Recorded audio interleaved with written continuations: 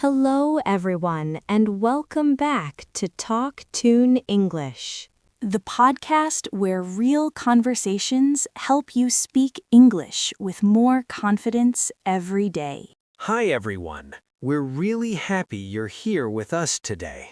Especially if you enjoy learning English through relaxed, natural conversations. I'm Emma, and in this podcast, we talk about everyday situations that learners often face but rarely feel prepared for. And I'm Jack. If you enjoy learning this way, remember to like this episode and subscribe to Talk Tune English for more conversations like this. Today, we're talking about awkward moments in English, the kind that suddenly make your mind go blank without warning.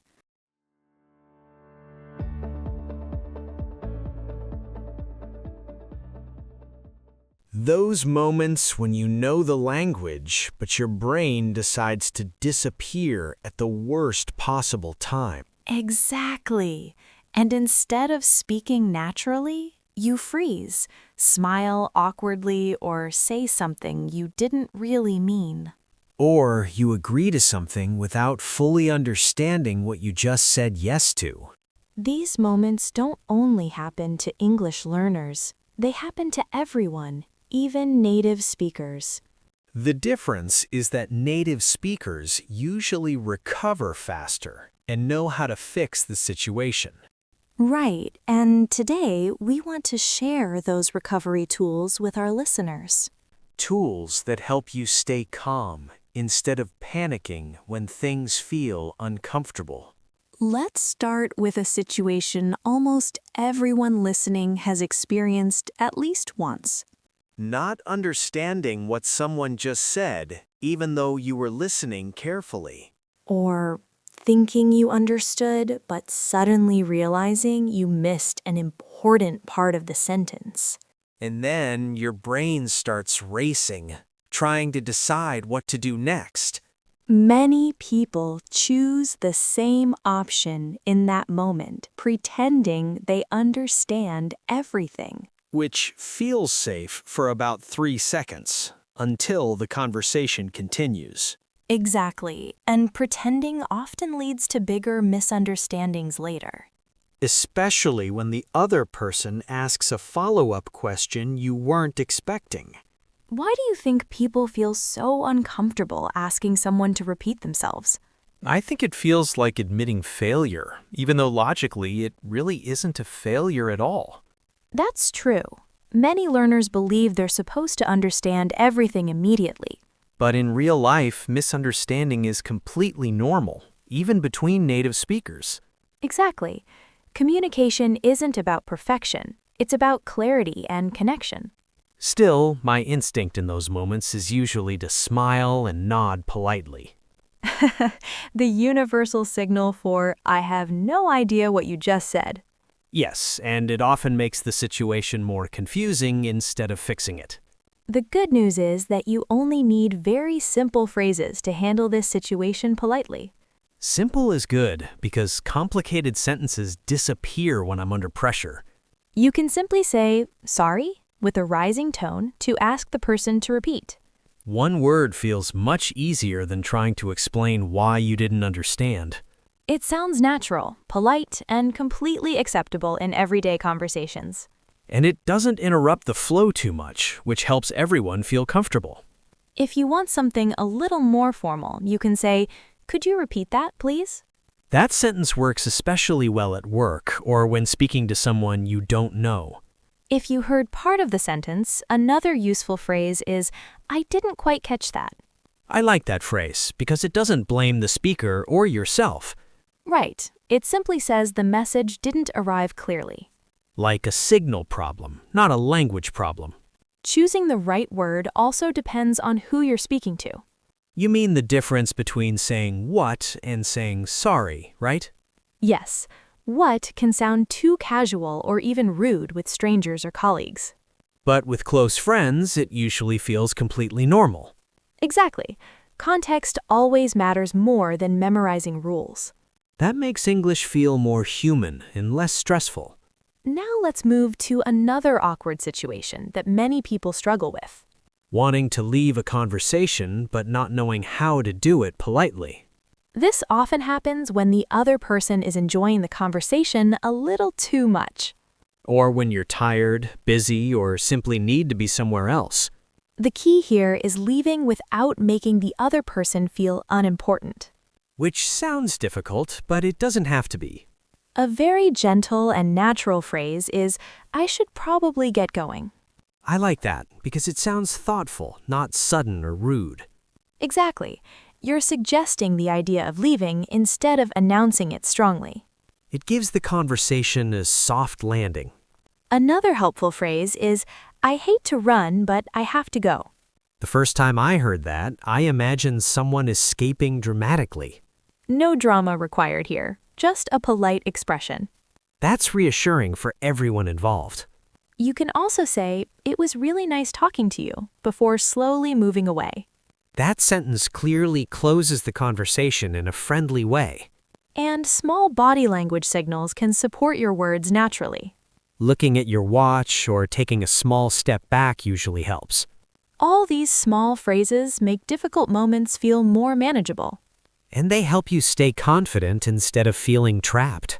That confidence is what turns awkward situations into learning experiences. I already feel less anxious thinking about future conversations.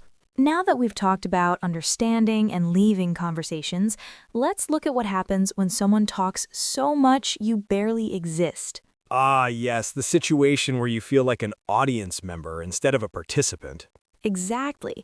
You're standing there listening politely, but never finding a moment to speak. And every time you try, they keep going like they didn't notice you breathing in. That moment when you inhale deeply, ready to speak, and they just continue. It's impressive, honestly. Like they don't need air. This situation is tricky because you want to be polite, but you also want to exist in the conversation. Right, because the conversation should feel shared, not like a one-person podcast. The key here is learning how to interrupt politely without sounding rude or aggressive. Polite interruption sounds like something I desperately need in my life. A very useful phrase is, "Sorry to interrupt, but..." That phrase feels respectful because you're asking permission before jumping in, Exactly, and it prepares the other person to pause and listen. instead of being surprised or offended. After that, you simply add what you want to say or ask. Like, sorry to interrupt, but I have a quick question. Perfect example. It shows you're engaged, not trying to shut them down. That makes it feel cooperative, not confrontational. Another option is gently redirecting the conversation instead of stopping it completely. You mean changing the direction without making it obvious? Yes, you can say, "That's interesting," and then connect it to a new topic. That feels smooth, like turning a steering wheel instead of hitting the brakes. Exactly, and most people follow the new direction naturally. Unless they're extremely committed to their original story. Yes, some stories really want to reach their ending. And sometimes that ending is very far away. If you truly need to leave and the person keeps talking, clarity becomes important. That's when being too gentle can actually make things worse. Right. You can say, "I actually need to get back to work," or "I actually need to make a call." The word actually makes it sound serious but still polite. Exactly. It signals that this is not just a suggestion anymore. That distinction helps avoid confusion. Let's move to another uncomfortable moment that makes many learners nervous. Making a mistake in English, especially in front of other people. Yes, that sudden feeling when you realize something you said came out wrong. And your brain replays it immediately, asking why you didn't stop yourself. Mistakes can feel very personal, even though they're completely normal. Especially when you worry someone might misunderstand your intention. That's why knowing how to respond after a mistake is just as important as speaking correctly. Recovery phrases again. I'm starting to see a pattern here. Exactly. Recovery is a huge part of real communication. So what should someone say after making a small social mistake? In more formal situations, "I apologize, I didn't mean to," works very well. That sentence sounds calm and responsible, not dramatic. With friends or people you know well, you can use something more casual. Like, my bad, right? Yes, it's short, friendly, and shows you noticed the mistake. It feels lighter, which matches casual situations better. Another common problem is when your words are understood differently than you intended. That's one of my biggest fears, honestly. You can fix that quickly by saying, "Sorry, that came out wrong." That phrase buys you a second chance immediately. Exactly, and then you can calmly explain what you really meant. That feels much better than staying silent and hoping it disappears. Silence after a mistake often makes things more uncomfortable.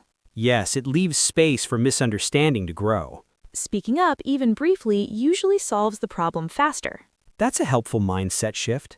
Now let's talk about something many people find even harder than making mistakes. Saying no to someone. Yes, especially when you don't want to hurt their feelings. Or when you feel pressure to agree just to be polite. One very polite way to say no is, "I appreciate the offer, but..." That phrase feels respectful because you're asking them first before jumping in. Exactly. It shows you recognize their effort or kindness. And then you can explain briefly or simply say you can't. If someone invites you somewhere and you don't want to go, you can say, "I'm afraid I can't make it." That phrase confused me at first because it sounds like fear. It does, but it's just a polite way to deliver bad news. English is full of emotional words used politely, not literally. Very true. Another soft option is saying, "Maybe another time." That one feels safely non-committal. Yes, but it should be used carefully. Otherwise, people may feel you're always avoiding them. Exactly. Honesty and kindness work best together. That balance feels like the theme of today's episode. Before we finish this part, let's touch on awkward silence. The quiet moments where nobody knows who should speak next.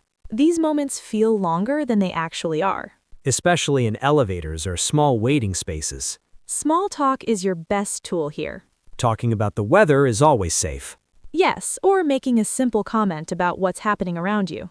Like noticing how slow an elevator feels today.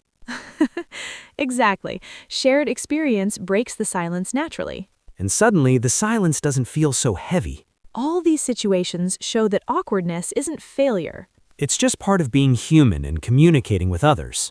And the more tools you have, the easier it becomes to handle. I'm starting to feel much more prepared already. After talking through all these situations, I keep thinking about how often people blame themselves for feeling awkward.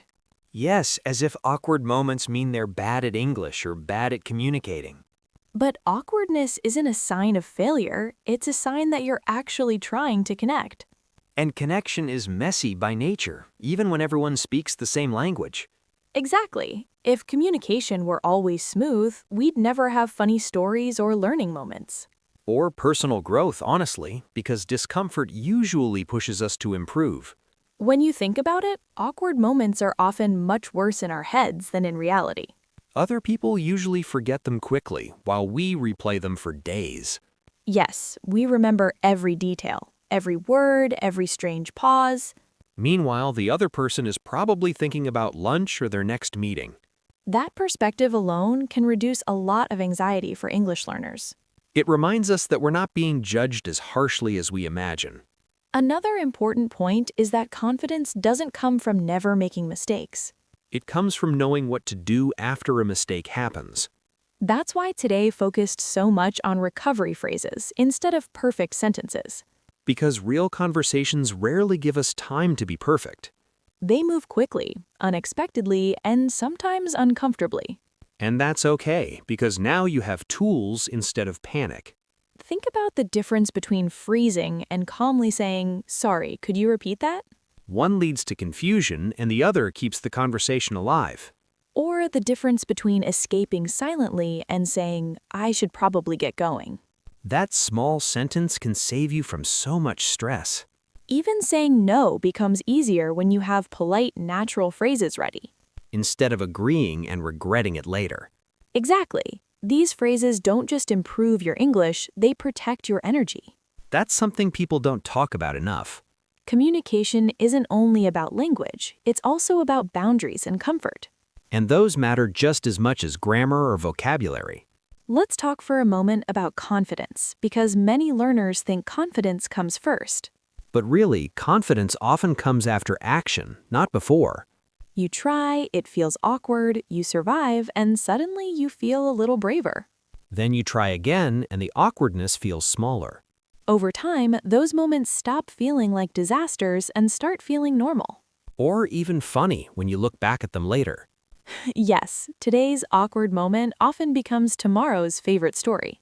Especially when you can laugh about it with friends. That's why we want our listeners to stop fearing awkward situations. They're not obstacles, they're practice opportunities. Every uncomfortable conversation is a small lesson you didn't get from a textbook. And those lessons usually stick much better. Before we finish, let's quickly remind everyone of one important idea. You don't need advanced English to handle real-life situations well. You need simple phrases, calm reactions, and the willingness to speak up. And the courage to accept that things won't always be perfect. If you forget a word, ask again. If you say something wrong, fix it. If you need to leave, leave politely. And if you feel awkward, remember that everyone else does too. Learning English isn't about sounding perfect, it's about being understood and feeling comfortable. That mindset changes everything. We'd love for our listeners to reflect on their own awkward moments. Think about a time you didn't know what to say in English. Maybe you smiled instead of asking a question. Or agreed to something you didn't fully understand.